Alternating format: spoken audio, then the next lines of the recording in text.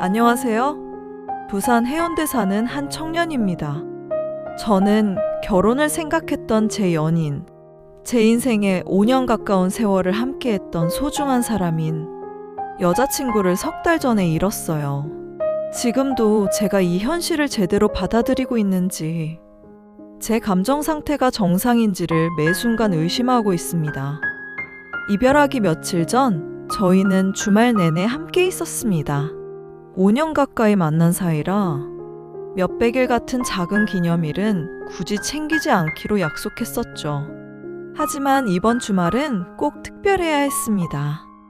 왜냐하면 이번 주는 여자친구의 생일이었기 때문이죠. 하지만 공교롭게도 그녀 자신의 회사 출장 때문에 생일 당일을 저와 함께 보내지 못하고 홀로 보내야 했습니다. 이 일로 그녀가 많이 속상해하는 데다 회사 일로 스트레스를 받는 게 보여서 저는 생일 이벤트 겸 평소보다 훨씬 신경을 쓴 주말을 준비했어요. 어떻게 특별한 주말을 보낼 수 있을까 고민하다가 저는 도심 속의 5성급 호텔에 스위트룸을 예약했습니다. 창밖으로는 해운대 야경이 한눈에 들어왔죠. 평소 데이트처럼 일반적인 시간을 보내지 말자라는 각오가 있었고, 뭔가 특별한 게 없나 생각해보다가 그녀가 좋아할 것 같은 프라이빗한 루프탑 바에서 칵테일을 마시며 시간을 보냈어요. 가장 인상적이었던 건 그날 밤 산책을 하다 우연히 발견한 별똥별이었습니다. 그녀는 그곳에서 하늘을 계속 쳐다보며 어린아이처럼 기뻐했고, 저는 옆에 앉아 그녀와 함께 소원을 빌자고 했죠. 그 평범한 일상 속의 작은 행복이 그날 가장 선명하게 남아 있습니다. 그녀는 진심으로 행복해했고, 저를 바라보는 눈빛은 세상 그 무엇과도 바꿀 수 없는 애정과 신뢰로 가득 차 있었어요. 제가 그녀에게 해줄 수 있는 모든 것을 해줬다고 생각했습니다. 모든 일정을 마치고 행복한 밤을 보냈죠. 다음날 아침에는 호텔 조식도 먹고 예쁜 카페도 갔다가 그녀의 집 앞 사거리까지 데려다 주었습니다. 횡단보도 앞에서 짧게 입을 맞추고 집에 도착하면 연락해 라고 말하는 저에게 그녀는 활짝 웃으며 저를 꼭 안아줬습니다. 각자 집에 돌아온 후 푹 쉬면서 다음날 출근 때문에 일찍 잠자리에 들었어요. 아침이 되고서 모르는 번호로 전화가 걸려왔죠. 그런데 그 연락은 그녀가 갑작스러운 교통사고로 생을 마감했다는 연락이었습니다. 정말 눈 깜짝할 사이에 제 의지와 무관하게 모든 것이 멈춰버렸어요. 저는 그 소식을 듣자마자 그 자리에서 주저앉았어요. 끊길 것 같은 정신을 붙잡고 겨우 병원으로 달려갔습니다. 그녀의 어머니께서 제 옷깃을 잡고 울부짖으시는데 저도 마찬가지로 죽고 싶은 생각이 들었어요. 눈물도 멈추지 않았어요.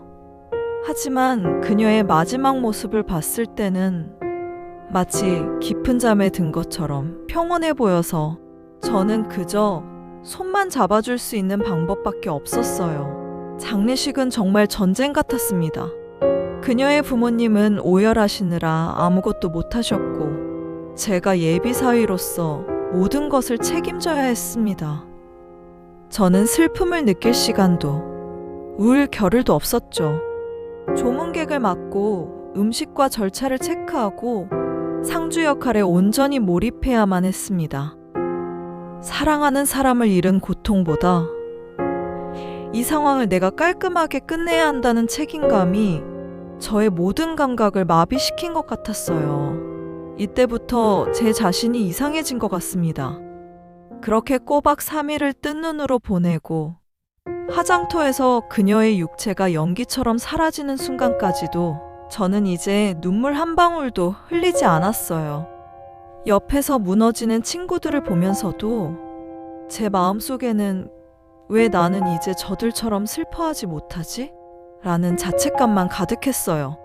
장례 절차가 끝난 뒤에도 허탈함이나 슬픔보다는 극심한 피로감만 몰려왔습니다. 사흘 동안 제대로 먹지 못하고 잠들지 못한 결과였던 것 같았죠. 사람들은 제가 슬픔 때문에 식음전폐를 했다고 생각했지만 사실은 바빠서 밥 먹을 시간조차 없었을 뿐이었던 겁니다. 집에 돌아와서도 텅 빈 멍함은 계속되었어요. 저는 그녀가 쓰던 물건, 함께 쓰던 커피 머신, 책상 위 메모, 심지어 신발장에 그녀의 운동화 한 켤레까지 하나도 치우지 않았고, 달라진 것은 아침에 일어나면 여자친구의 연락이 와 있지 않는 것. 저는 그녀가 이 세상과 이별했다는 걸 실감하지 못하고 있었어요. 5년 동안 사귀면서 그녀가 해외 지사로 발령받아 몇 달간 떨어져 지냈던 적이 있었는데 지금이 딱 그때처럼 느껴져요. 바쁜 일 때문에 지금 연락을 못하는 것뿐이라고 스스로를 속이고 있죠. 가끔은 여자친구와 이별한 것도 깜빡하곤 했습니다. 며칠 전에는 그녀가 퇴근 후에 배우고 싶어 했던 외국어 학원을 검색했어요. 당연히 저와 함께 다닐 생각이었죠. 신청서를 작성하다가 문득 깨달았습니다. 아, 이걸 왜 내가 지금 신청하고 있지? 그 순간의 공허함이 저를 덮쳤지만 슬픔보다는 또다시 지독한 무감각이었습니다. 저는 그녀의 죽음을 현실로 받아들이는 것을 온몸으로 거부하고 있죠. 회사도 휴직계를 냈고 사람 만나는 것도 밥을 먹는 것도 심지어 숨 쉬는 것조차 귀찮습니다. 최근 그녀의 어머니께서 그녀가 쓴 몇 권의 작은 다이어리를 주셨어요. 대학 시절부터 저와 사귀면서 틈틈이 썼던 기록들이었습니다. 페이지마다 그녀의 진솔한 감정과 제 이야기가 가득했죠. 가장 최근 기록에는 저와의 마지막 주말 데이트가 얼마나 완벽하고 따뜻했는지가 적혀 있었고, 별똥별을 보며 빌었던 소원은 저랑 결혼하고 행복하게 살아가게 해주세요 라는 소원이었습니다. 그녀의 다이어리를 읽을수록 가슴이 찢어질 것 같았어요. 다이어리를 읽으면서 과거에 비겁했던 순간들이 떠올라 괴로웠습니다. 제가 취직하기 전 1년 반 동안의 취준 기간 동안 제가 경제적으로 힘들 때 그녀가 데이트 비용을 전적으로 부담했었어요. 그 스트레스 때문에 저에게 짜증을 낸 적도 있었죠. 저는 그때 이 상황에서 잠시 벗어나고 싶다는 비겁한 생각을 했습니다. 그게 너무 미안해서 취직 후에는 제가 가진 대부분을 그녀에게 썼습니다. 그녀는 다이어리에 제가 사준 평범한 커플 티셔츠 하나에도 자신이 1년 넘게 저를 책임진 것에 대한 보상이 아니라 저의 사랑이 담겨 있다고 기뻐했었던 거였죠. 그녀는 1년 넘게 저를 책임져 줬는데 저는 그 절반도 돌려주지 못했습니다. 이 갚지 못한 부채감과 후회가 저를 짓누르네요. 제 여자친구는 겉으로는 강한 사람으로 보였지만 사실은 지독히 여린 사람이었어요.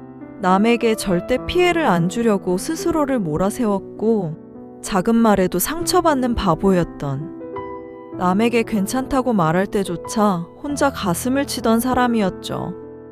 저와 가족 외에는 아무도 몰랐던 그녀의 진심입니다. 다이어리를 읽으며 그녀의 여린 진심을 다시 마주하지만 이제는 가끔 눈물이 나오지 않아요. 저는 정말 이기적이고 냉정한 사람 같아요. 며칠 전 그녀가 다이어리에 사고 싶은 향수를 적어뒀던 게 생각이 나서 향수를 사러 백화점에 갔어요. 향수 코너에 들어선 순간 갑자기 머리가 핑핑 돌고 호흡이 가빠져서 거의 뛰쳐나오듯 집으로 돌아왔습니다. 진짜 사람이 어떻게 돼버릴 것 같은 심정이 이런 느낌이구나 라고 생각이 들었죠.